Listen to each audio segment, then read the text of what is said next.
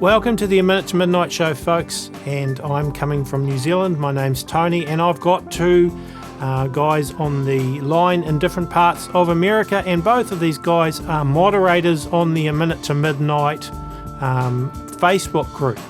And so they're Fred and Gary. It's great to be talking to you two today. It's been a while since we've been on together, the three of us. Yeah, it has, and it's good to hear you guys. Thanks, Tony. Hey, Fred. Good to hear from you too, and thanks for having us on again, Tony. Yeah, I think it's a really good timing. As you know, we had a show with Scott Chapman talking about the Grand Solar Minimum just a few days ago, and I think that's a good sort of segue into today's discussion. And I saw an article that Michael Snyder put out called "Look at this map, it shows devastating crop losses are literally happening all over the globe." And he says, if what some experts are telling us is true, a global food crisis appears to be inevitable. During good years, we have a real difficult time feeding everyone on the planet, and now a major climate shift appears to be happening. Our sun has become exceedingly quiet, and many experts believe that this is a sign that a solar minimum is now upon us. Of course, we've seen solar minimums happen quite regularly in the past, and if this is just a normal solar minimum, then conditions should begin to return to normal after a couple of years. Unfortunately, evidence continues to mount that we have entered what is known as a grand solar minimum. In fact, Professor Valentina Zarkova says that we are facing a super grand solar minimum, and if that's true, we're going to be facing climate chaos like we've never seen before. And during previous grand solar minimums, the globe was gripped by devastating famines and vast numbers of people died. Could a similar scenario potentially be in our future, says Michael. And of course, Michael's also done some articles recently about the economic situation, looking grim, all the indicators are not good. And there's been a lot of natural disasters happening in various different places. So that brings us to today's topic, which I think is basically preparing for whatever. I'll jump in on that because the reason I'll start is I want to kind of set the tone. I travel from New Mexico to near Chicago, Illinois, on a pretty regular basis. And this year I traveled in it was the beginning of June. And I actually read an article from Michael Snyder as well. And he was saying it's reaching the critical point. The crops have to get in by a certain point in time in June. And as I drove, there was, as far as I could tell, it looked like just a few fields were worked along the way. And I'm talking about a 1,250-mile journey. Well, of course, there's New Mexico and Texas that are pretty dry and they have to be irrigated. And so that's a little bit different. But beyond that, where it wasn't dry, it was exceedingly wet, starting from Kansas and beyond. And I had never, ever seen this in my life. Every field in June was not growing. There was weeds growing in it. And then I was up in Illinois area for a couple of weeks. Within a couple of weeks, things were changing. All the farmers were in the field and they were in there going at it. But it may be too late. There's root rot, what happens when they plant and it's too wet and stuff like that. And it may be, the window may be beyond as well. And I think one person told me, well, the reason they're planting is so they can get crop insurance. They know it's not, they know the crop's going to fail, but this way they can at least get insurance if they plant. So I am very concerned about this coming crisis. And I read an article that the Midwest was about 60% planted, if you average it all out. Ohio was like in the worst case scenario. Illinois was, they said 73% planted. And it's like, that's still, Illinois is one of the better ones. And if you look at that, that's still 27% is not planted. That's substantial in itself. But if you look at 60% is planted and how much of that is going to grow, that's a very serious problem. It's kind of like the three of us see this crisis coming. Well, many of us see this crisis coming like in slow motion, and we're trying to warn people, folks, we got a big problem. Stock up on some food, get some canned goods, get some rice and beans, get necessary stuff like that. And people are just yawning. I don't see people moving a lot, and I don't have my ear to the rail as good as I should. But that's a big concern of mine. Is this crisis that's coming? There's a whole bunch of other things, but that's an urgency that I have. Yeah, Fred, what I would add to that is that you're right. Although I have not seen it firsthand, I live here in the southeastern part of the United States. In fact, specifically up here in Northeast Georgia. And of course, we here locally have not dealt with those kinds of severe issues, but I've certainly in the alternative media have read and seen the pictures, seen the flooding, seen the tractors stuck in the mud, and I've read those articles too. And I think what's really unfortunate is that we live in a time where the mainstream news media is just flat out not reporting on this.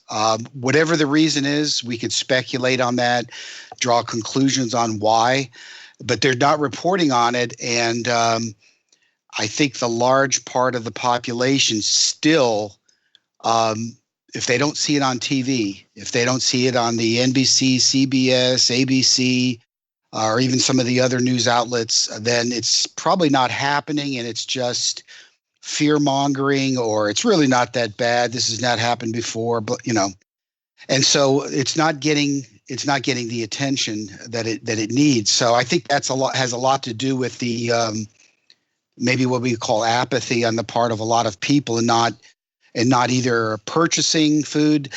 What I would suggest is doing both. I moved almost 6 years ago to the country. I had never lived in the country before. I bought some property, not that I have a large parcel, but I do have some acreage.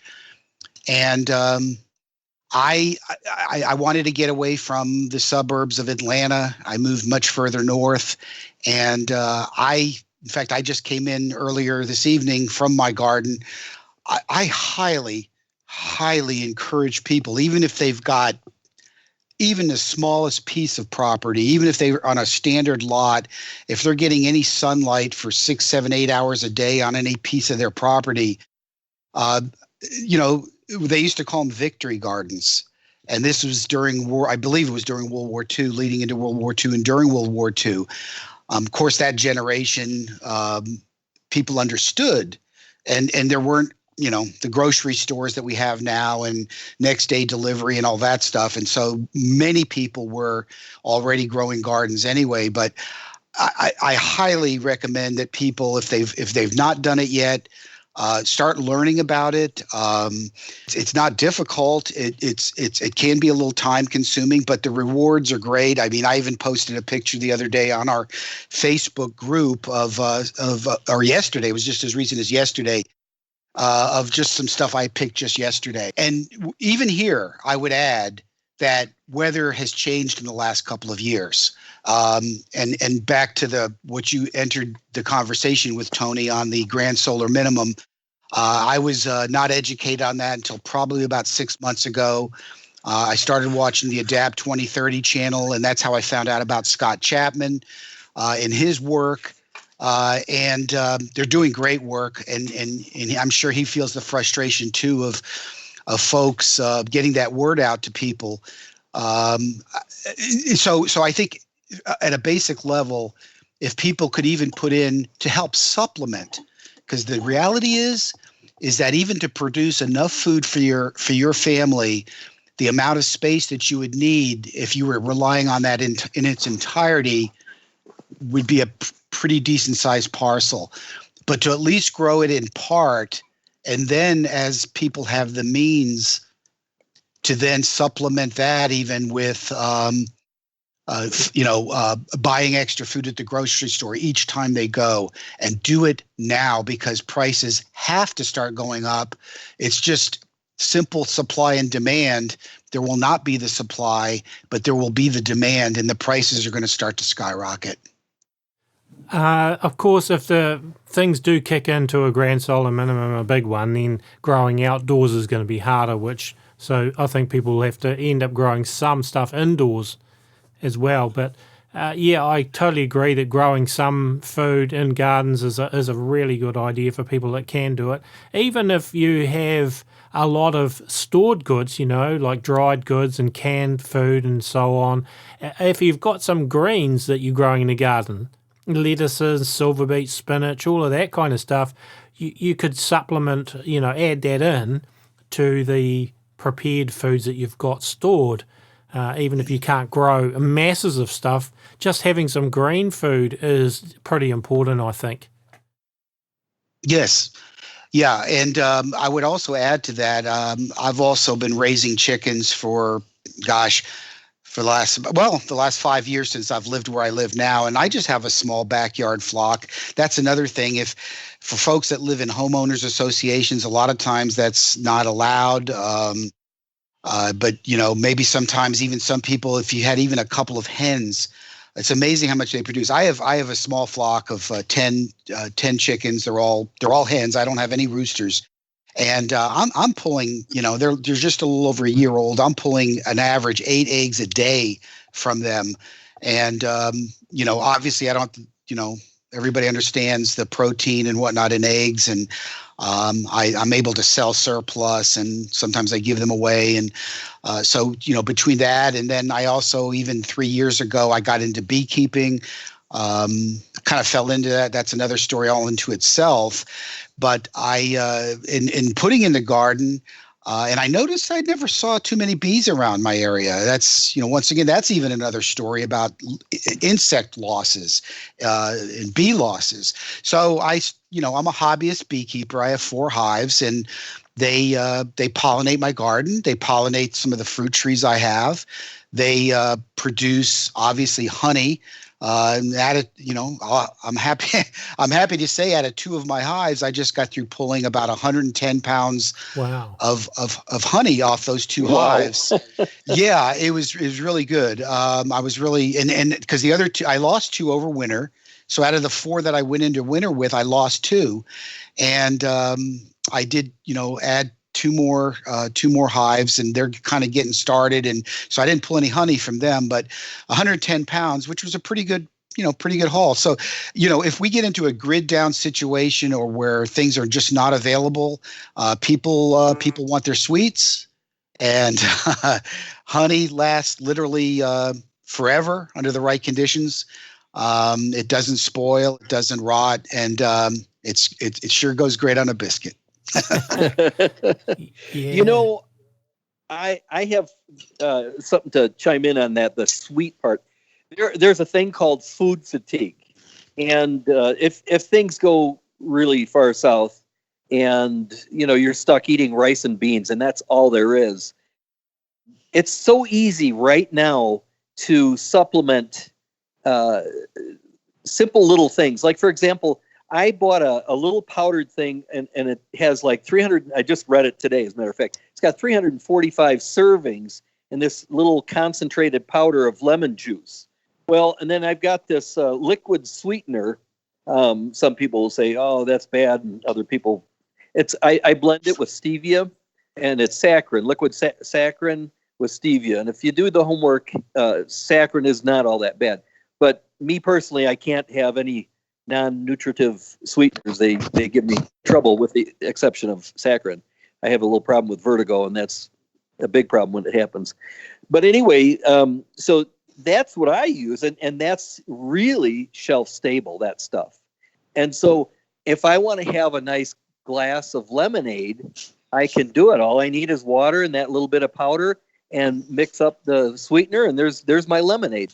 So I'm bringing this out to show that there's a lot of shelf stable options out there, and if we use them now, then we or apply that thinking now, not after the fact, like, oh gosh, I wish I had a glass of lemonade. It's a nice hot day, and I don't really have much food and I'm getting sick of rice and beans and whatever.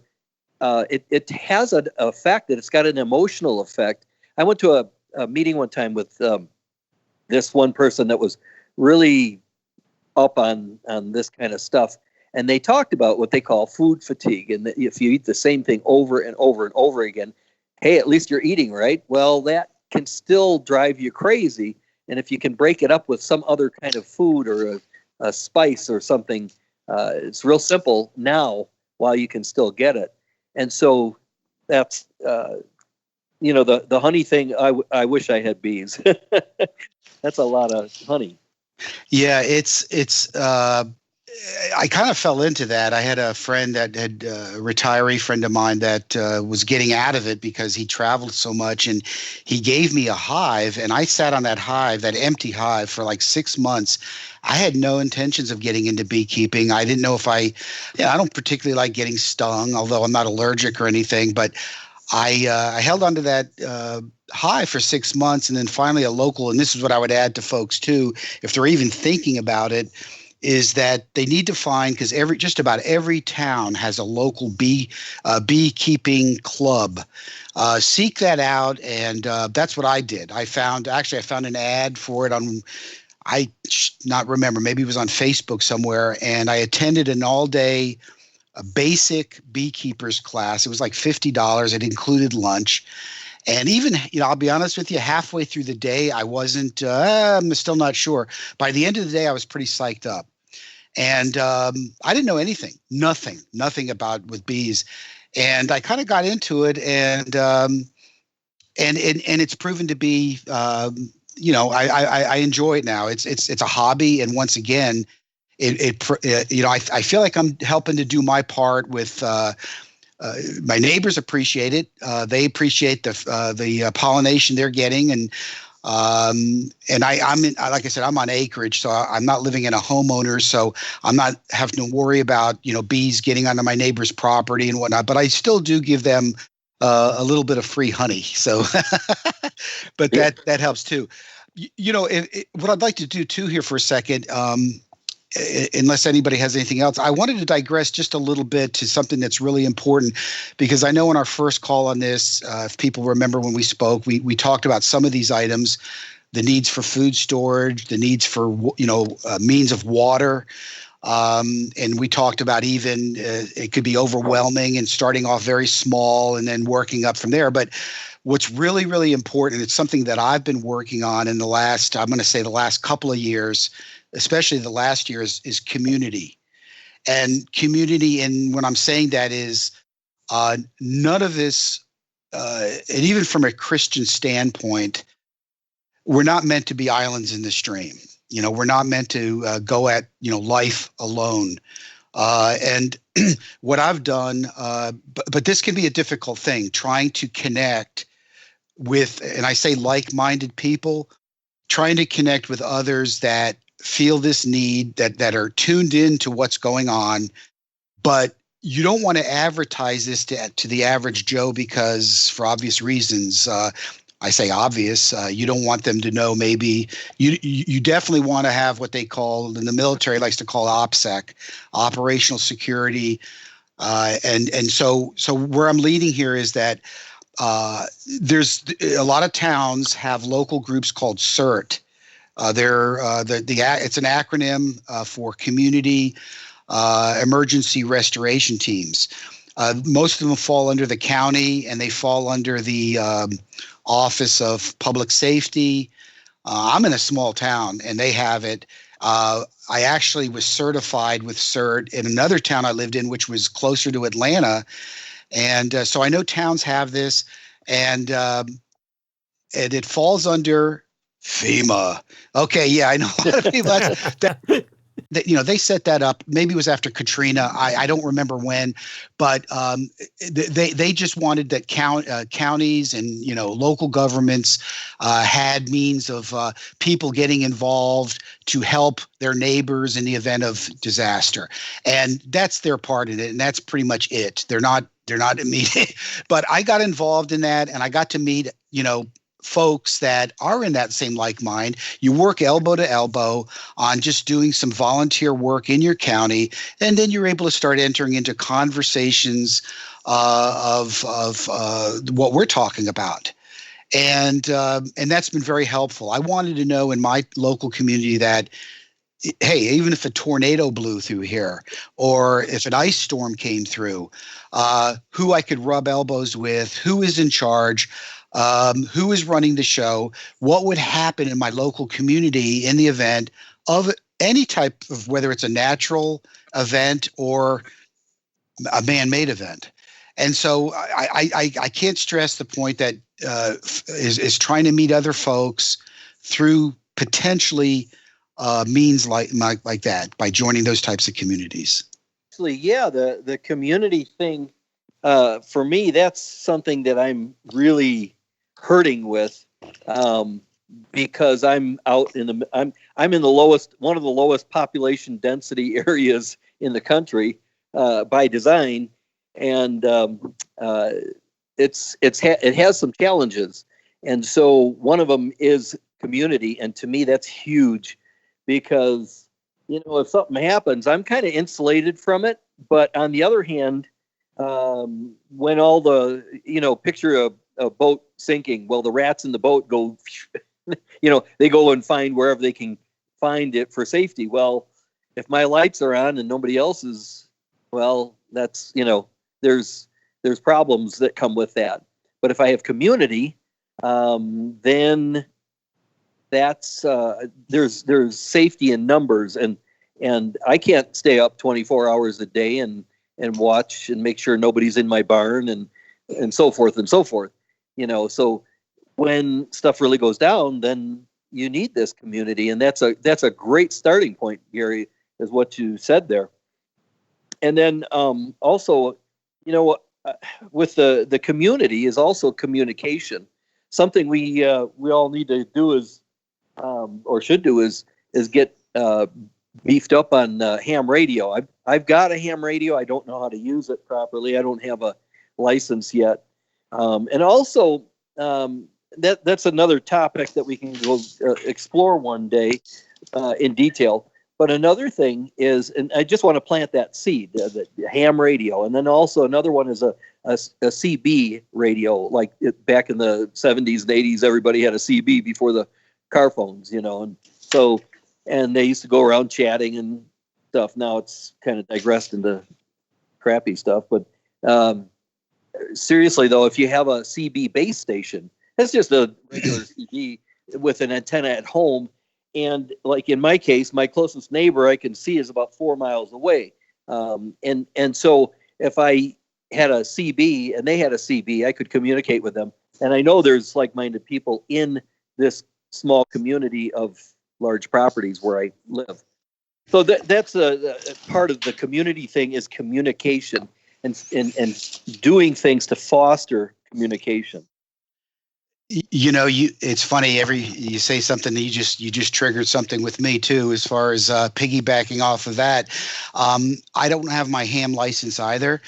That's on my short list to do too. But I do have, and these I would even recommend to the audience. If you've been thinking about radios, handheld radios, I have several of these. Let me see if I'm saying this right, because they're Chinese Baofeng, spelled BAOFENG, and they're specifically the models that's out now are the UV-9Rs. They're like 30 some to $40 on Amazon or through eBay. They handle everything. They handle ham, and what I have right now, I do have a license. It doesn't require taking a test or anything, but I did buy a license for 10 years. I think it cost me $70 through the FCC for 10 years. And it's what's called the GMRS. That's another acronym. And right now I forget what that means. Okay. But it's, yeah, well, anyway, but it's GMRS radio, and they're good for several miles broadcasting. And the organization that I'm in, we use these radios. They're great for what I would call short distance communications.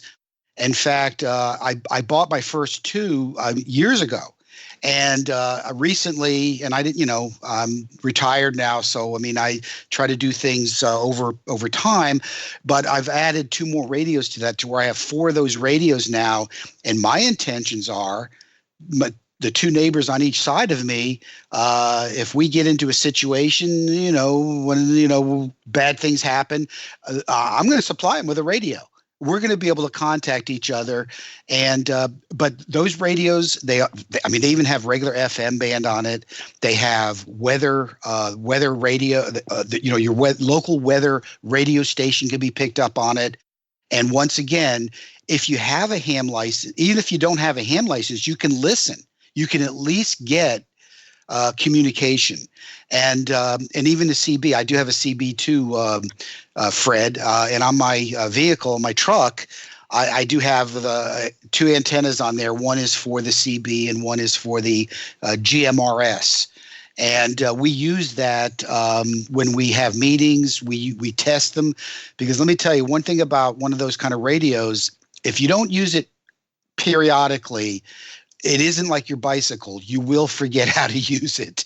They are very technical. I've got one, and there's a lot of frequencies, and there's a lot of this, that, and the other thing to learn. And that's a very good point. Is exercise. It's practice, and that's what the military does. That's what everybody else does. Also, on that note, I went to a meeting locally here. And they were all talking about these radio. Matter of fact, it was about radios, and they had a different brand of radio that most everybody had. But one of the things that they stressed was, get the radio with the long whip, get the longest whip you can. It's like 12 or 14 inches long. It looks a little odd with the radio so long, but they work better with that longer whip. And then you can get a car holder for it. And there's a whole bunch of options that you can kind of set yourself up so you can use it frequently, and then also listen with it. I was at another meeting where a guy had the radio, and then a call came. Well, actually, a siren, something went by with a siren, and he picked up his radio and stuck it to his ear and was listening, to what was going on, and which is good, and especially in the rural communities. Absolutely. Yes, yeah, totally. And of course, with CB, you don't have to have a license. That's the one advantage with that. Right. Well, that's true. And then also another thing, though, is, and this is one of the reasons why I've been dragging my feet, is if things really went down, who cares about a license? You need to communicate. And at least if you have the hardware and you can find somebody that can help you use it, if you don't have time to implement it, at least you've got the hardware. If you don't have it, you can't use it. One question I have, though, if it's a grid down situation, how are you going to power these things? Well, you better have that working, that part of the situation working. You better have backup power. For example, have you heard the term 1 is none, 2 is 1, 3 is 2, that kind of thing? Yep. Well, in this today, I don't know if you guys noticed, I dropped out. I lost my satellite link to you guys. Yeah. So now I'm on my phone. And so, I have options. Always give yourself options if you can. And it's we're talking about stuff that costs money and stuff like that. And I understand most people are really pinched, and more than half the nation lives from paycheck to paycheck. That was another one from the Economic Collapse blog from Michael Snyder, as he pointed out that so many people are living paycheck to paycheck, and I understand it. I went bankrupt. I've been there, and it's you got to recover, and you've got to make very strategic purchases when these things arise, and do what you can. And I'd like to go back to the gardening real quick, or the food issue real quick. But are we kind of saturated here with the communication, or is there more you want to? No, I think we probably covered that one well enough. I think it's just having the ability to communicate when if their cell towers aren't available and or they're jammed because everybody's on there panicking and everybody and there needs to be some kind of a plan of alternative communication. So I think we covered that one pretty well. Okay, yeah, actually. I don't even, if you notice our conversation, we didn't even talk about a cell phone. I expect the cell phones to be down. Just expect it. Don't think your cell phone's going to save you. Expect your phone to be down. Anyway, okay, let me shift gears here and go back to the food a little bit. Talking about how tight things are for people and everything else, I don't even have a place. I don't even have I live in a townhouse. I live in an apartment. I live in, I can't have a garden. Okay. Well, I can't have a greenhouse. Okay. Well, do you have an inside of your house? And the point I'm making is there's videos out there. If you get going on these, it's very interesting. You can raise a ton of food in a barrel, a 55-gallon drum. You can modify it. So the sides, you cut slots in the sides, you heat up above the slot and you push it in with your hand so it makes like this little terrace, and then the dirt you fill it up with dirt and the dirt kind of sticks out and you grow stuff, and this gigantic green thing the barrel turns into. So just a barrel can produce a lot of food inside your house. So you don't I just got, you don't have any more excuses.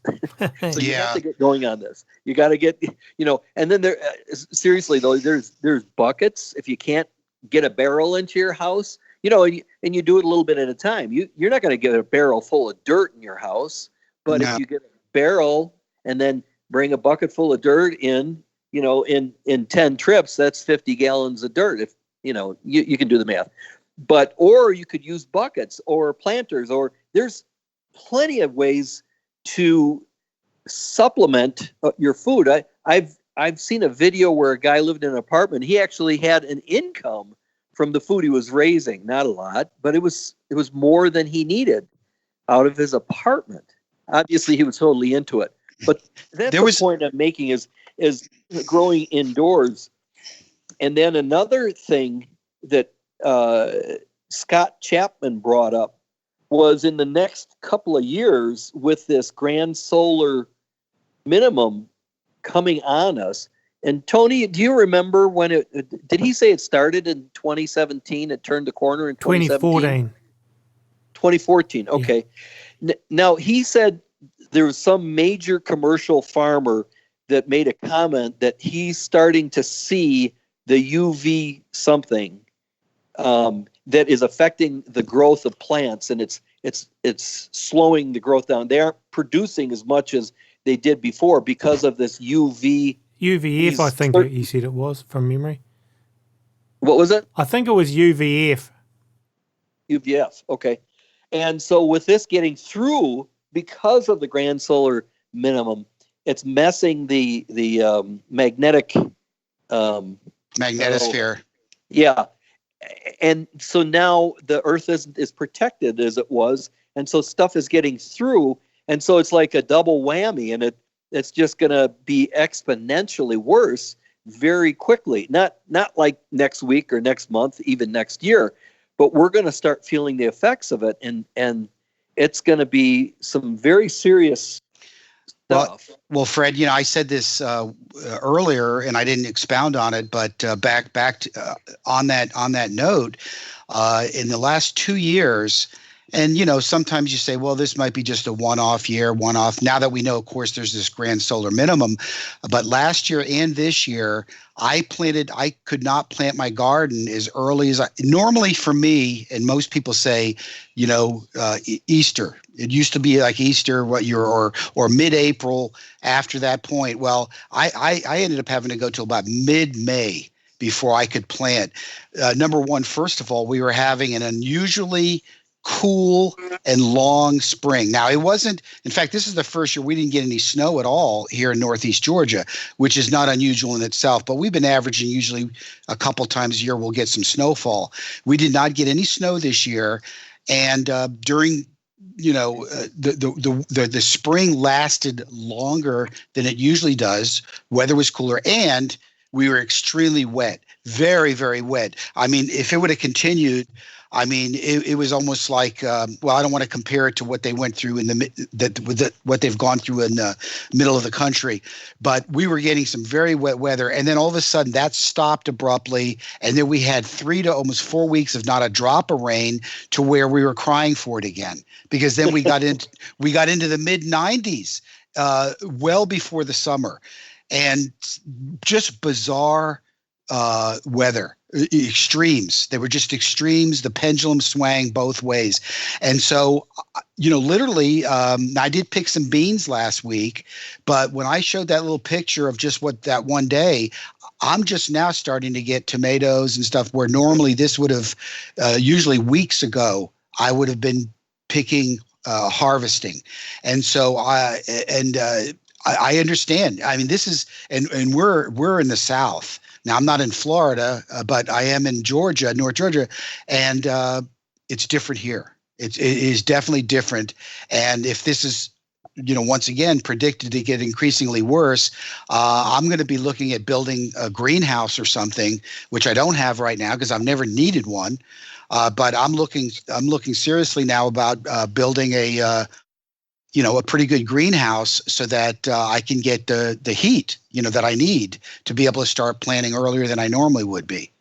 A lot of people that are not fortunate enough to have a lot of land, some of those people will have a conservatory like on their house or a sunroom, which could be quite, easily turned into a sort of a greenhouse if necessary. And so Right. That's something that people could consider if they don't have a lot of land, or if they're in a city.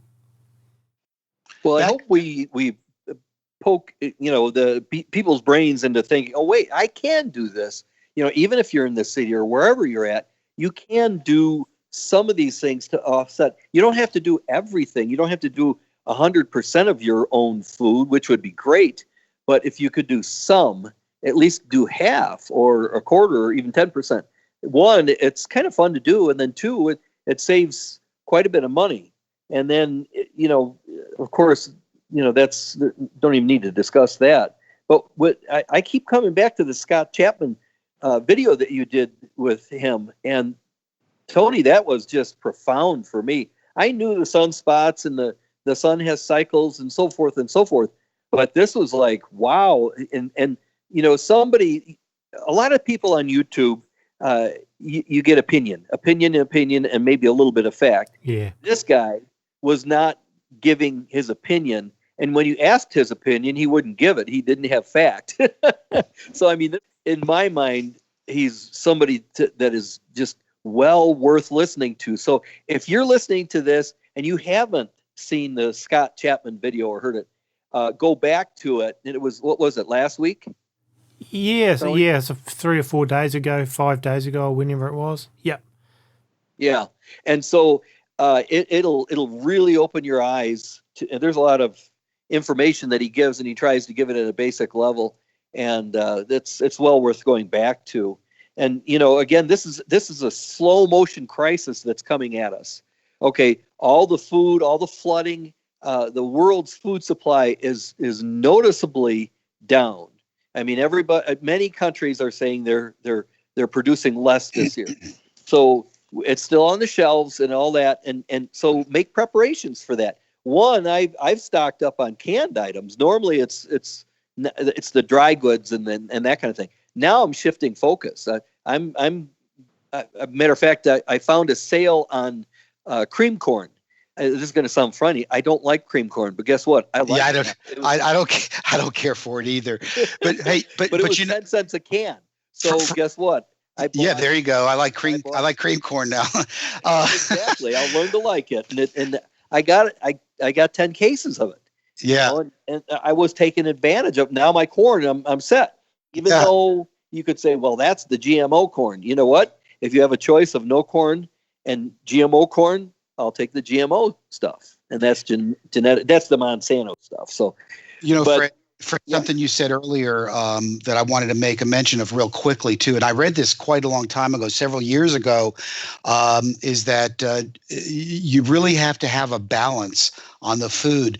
I heard, normally, let's face it, our normal meals we're not bulking up on beans and rice with every meal and everything. Yeah. They said that literally people that if you made that shift to all of a sudden, I've got, 50 pounds of beans and I got 50, that if you started just eating that type of massive fiber without balancing it with protein and some other things, it can really cause gastrointestinal problems. And not some of the obvious things, but no, in all seriousness, and I'm speaking from an article I read quite a long time ago, so I can't add too much more to that other than to say is that it's very important to balance.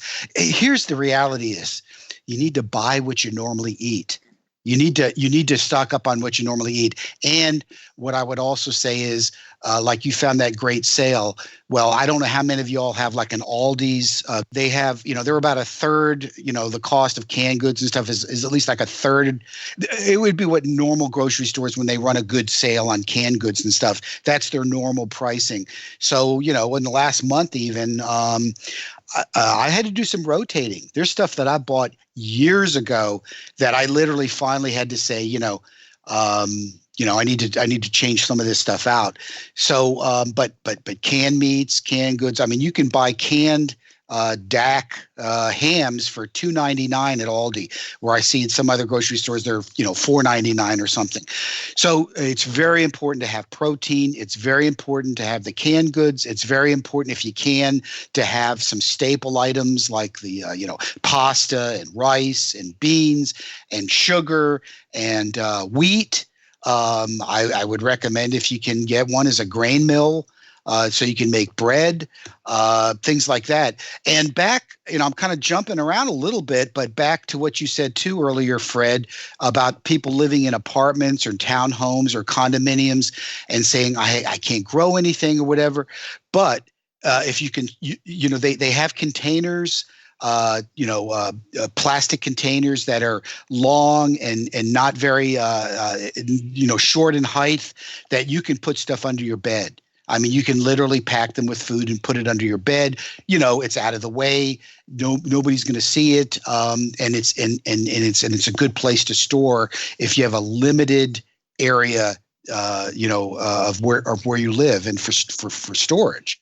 It's interesting. Yeah, you mentioned wheat very briefly. See, I've not had any at this point, but I mentioned to Matt, who writes articles from Minute to Midnight, the other day, and he said, well, I've actually just discovered these couple of places that are in this area that sell organically grown wheat in 25 kilogram sacks.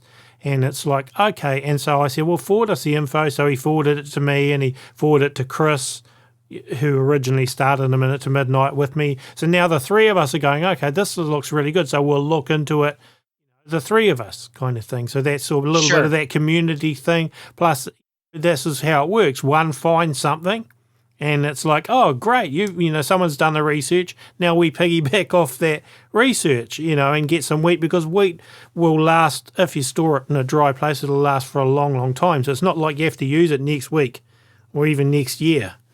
One thing about that, Tony, if you can, and I don't know how it is, hopefully it's not already ground, because what you really want to get. It's not ground.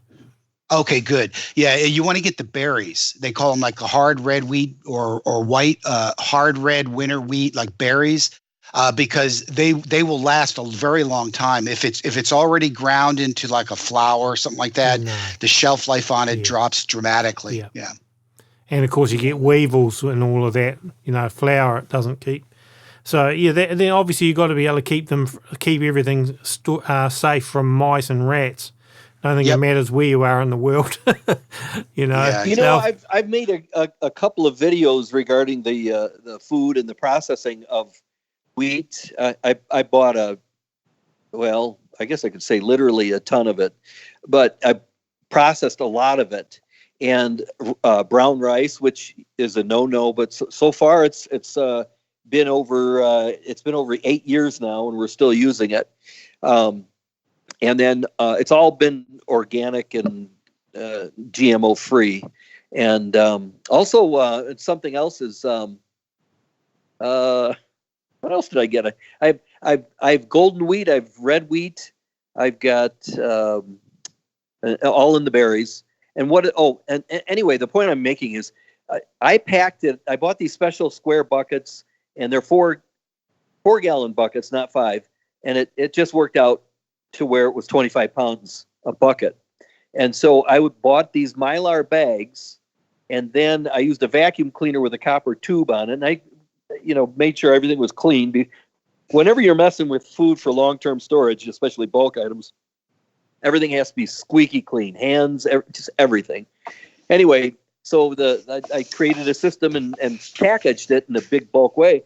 And so a Mylar bag, like your 6-gallon Mylar bags, heavy wall, you put that in there, you put the rice or beans or whatever you're packing away, and then you heat seal it. You can use an iron. I bought a special heat sealer, a 5-row heat sealer.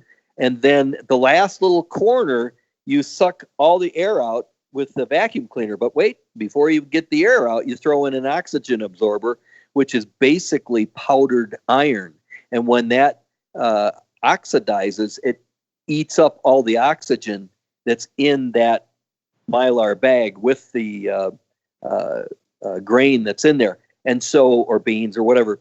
And then, so there's no oxygen. So you don't get weevils, you don't get anything, but it stores really good and really long. And then you take your vacuum cleaner and you suck out all the air, and then it's vacuum. Then you seal it with a vacuum on it, and it's like a brick when you're done. It's so solid. And then that of course you do that in the bucket, and then you put the lid on the bucket, and you're good to go. It's going to last for a long, long, long time. And so that's important. But now I think we're getting to the point where we need to really look at the next 2-3 years, and canned goods will easily handle a couple 3 years without any problem. Most right. Canned good. Yeah, even beyond that, really. Yeah.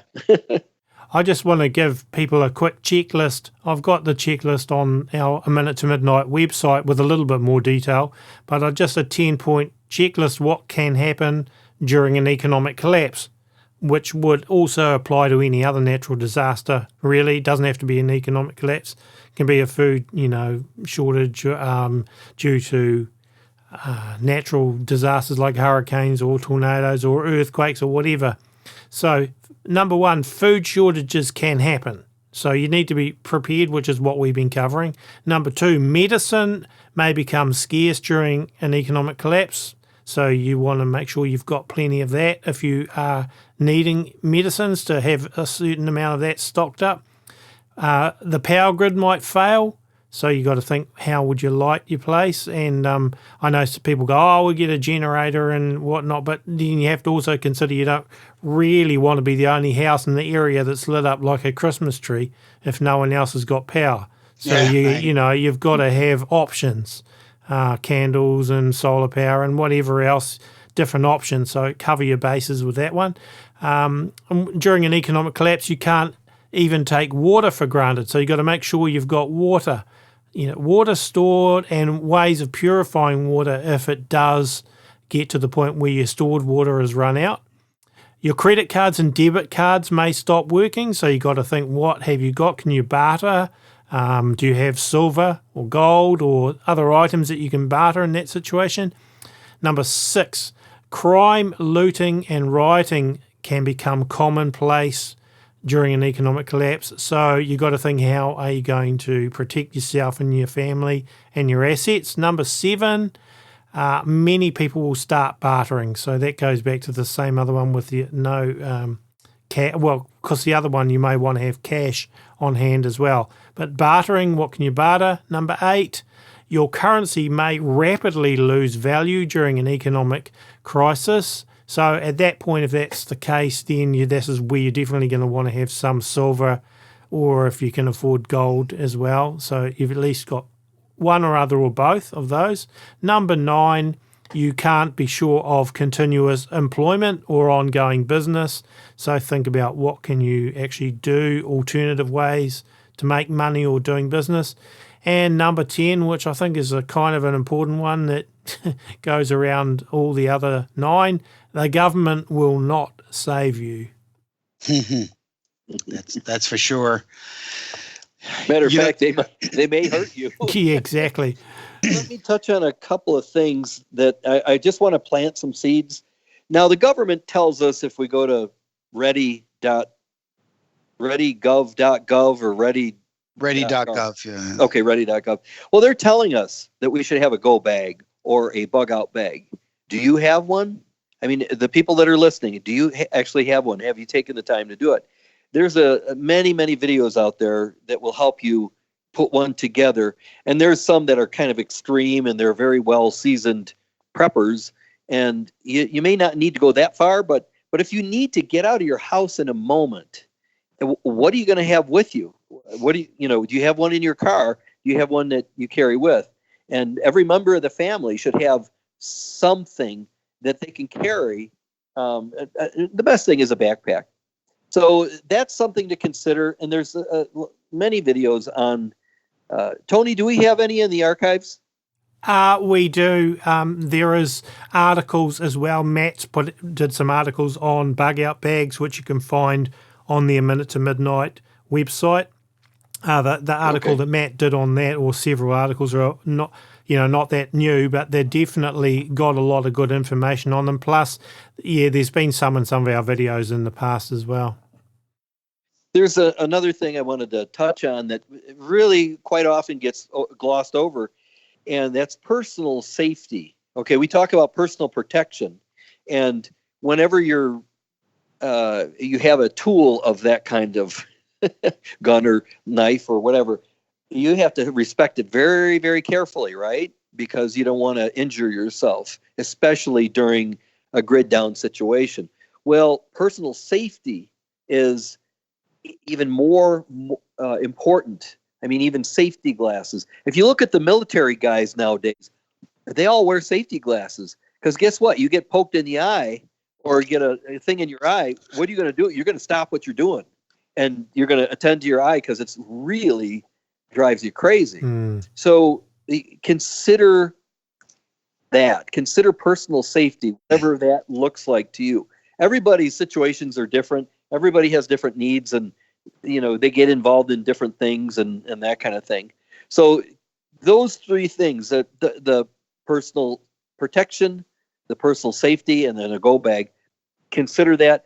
There's articles out there, and we should probably try and get the archives in A Minute to Midnight with some of that. And I have some ET Prepper is my YouTube name, and I have some videos that I've made for food processing and stuff, and I will put them, if I don't already have them, I'm not sure. Did I put them on there yet, Tony?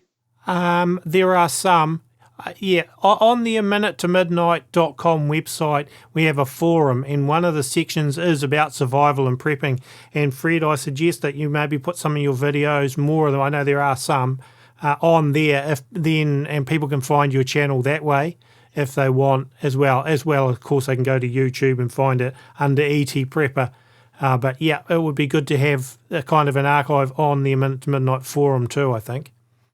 Yeah, when I made especially the one about the long-term food storage, I hadn't seen anybody put a whole, from start to finish video together. In other words, what they something that they worked for them, and it was one piece of the puzzle, and I put the whole thing together.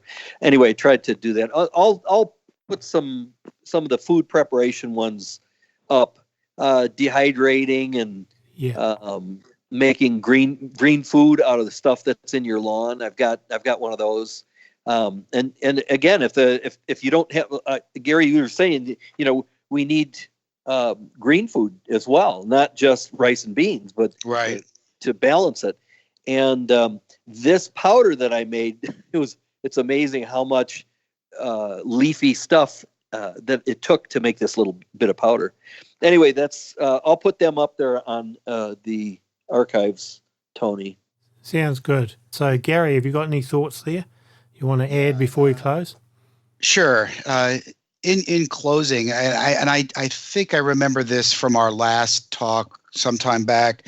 Some of the feedback that we got on the YouTube channel, and I'll even say that this was some feedback even in my church when I was when I was talking to a small group that I was in regarding kind of this subject. There's always, I say always, there's always a little bit of pushback on the spiritual side of things. And I know most of the listeners, I believe, to admit it to Midnite are Christians.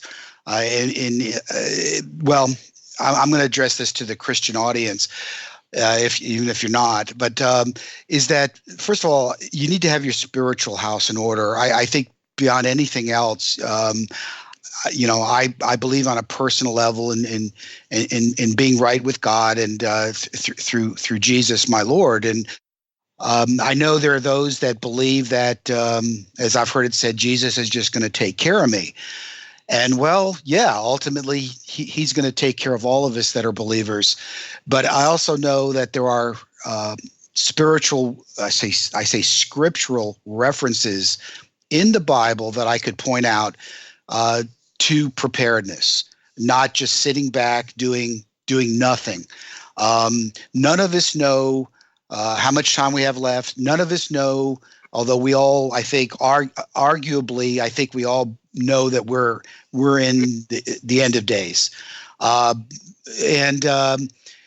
we don't know how long that's going to last. God's timetable is not our timetable, so not getting into dates, times, or anything, but just in the world that we're living in right now, which is getting increasingly more evil, increasingly more concerning. I mean, we've just talked about this grand solar minimum. That's just kind of relatively speaking new. That's on top of all the other things going on, the powder keg in the Middle East, the things even going on within the United States, and just a plethora of things that are happening. It seems like all at the same time, and I believe it's all emerging. Back to my point is that I believe it is scriptural. I believe you are not, lacking faith by taking steps to take care of yourself, your loved ones, by being prudent, by doing things to help improve life as long as we're still here. We don't know when the tribulation period will begin. There could be a long period before that things aren't very good, and it's not considered the tribulation, right?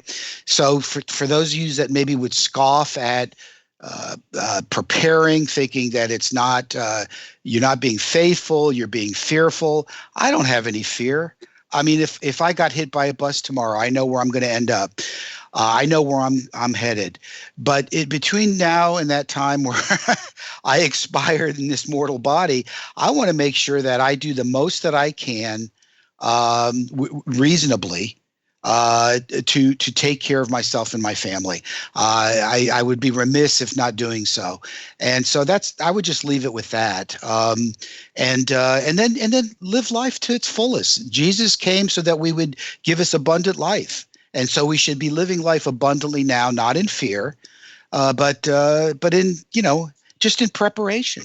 Just that simple. Fantastic. Awesome way to finish up there, Gary. I want to thank both of you guys for the show's gone really fast. We'll have to do something again on some more of these topics perhaps in a few weeks' time. So thanks heaps, Gary and Fred. And I want to thank both you guys for the work you do in the A Minute to Midnight Facebook group as moderators as well. And folks, we really want to, offer these guys a lot of thanks for the efforts that they put in there. So thanks heaps, guys. It's been a great discussion.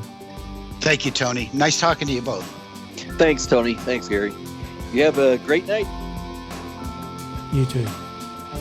So, folks, make sure you check out the aminutetomidnight.com website, and particularly the survival and prepping section in relation to this video, where we have articles and videos and so on. And of course, we do have other articles on various topics, and our shows are all published on the A Minute to Midnight website as well as on YouTube and iTunes. And don't forget to like the video on YouTube if that's where you're watching it.